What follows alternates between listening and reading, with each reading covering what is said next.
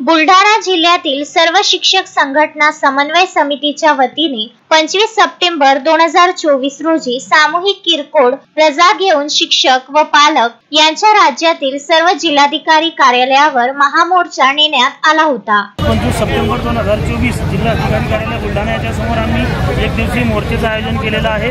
स्वतः आम्ही आमची हक्काची रजा टाकून जिल्हाभरून नव्हे तर महाराष्ट्रभरातून आपापल्या जिल्ह्यामधले लोक जिल्हाधिकारी कार्यालयावर शासनाच्या विरोधात धडकलेले आहेत। आमचा प्रमुख मुद्दा जो आहे तो असा आहे की 15 मार्च 2024 रोजीचा जो GR आहे तो शाळा मोडकीस आणणारा मुद्दा आहे आणि संच मान्यतेचे जे निकष ठरवलेले आहे ते खरोखर चुकीचे आहेत।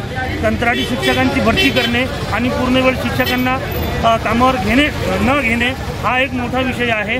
संच मान्यतेची त्रुटी दूर व्हावी, 10, 20, 30 हा जो मुद्दा आहे वेतन त्रुटी दूर व्हावी, जुनी पेन्शन शिक्षकांना मिळावी, मुलांना पुरेशा सवलती मिळाव्यात, सुख सुविधा मिळाव्यात, पाण्याची सुविधा नाही, भौतिक सुविधांचा अभाव आहे।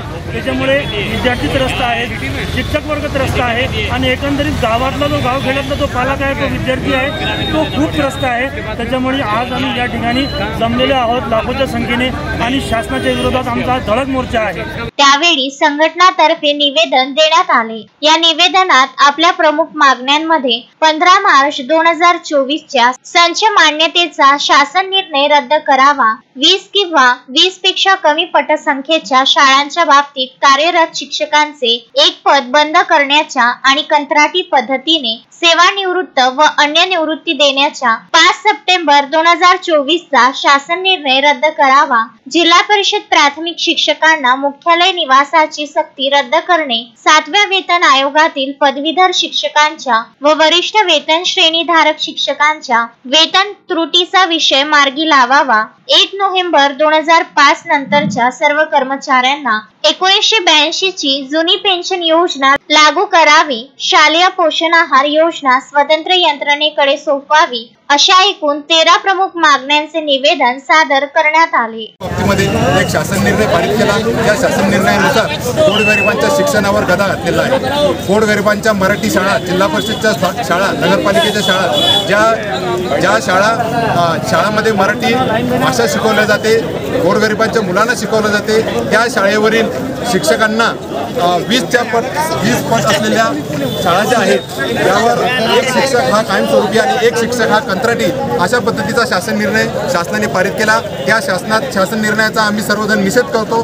त्याचबरोबर 15 मार्च 2024 रोजी संच मान्यतेचा जो शासन निर्णय शासनाने पारित केला त्यानुसार अनेक शिक्षक हे एक्सेस झालेले आहेत, त्यांच्यावर सुद्धा खूप मोठा अन्याय झालेला आहे। त्याचबरोबर शिक्षकांच्या अनेक प्रलंबित मागण्या आहेत। मुख्यालयाची विनाकारण अट शिक्षकावर लादून गावातील अनेक नागरिक शिक्षकांना त्रस्त करत असतात।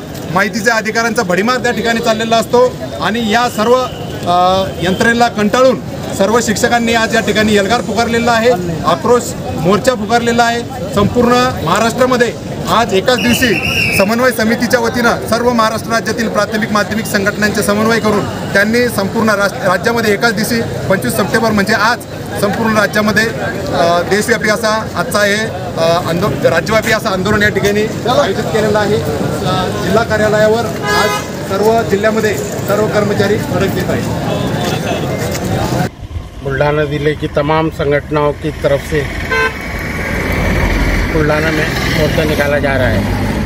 हालिया कुछ दिनों से स्कूल की संच मान्यता को लेकर हुकूमत ने गुज़िश्ता 2 GR निकाली, जिसके रोज से जहां 20 से कम बच्चे हैं उस स्कूल पर से एक टीचर हटाना और उसकी जगह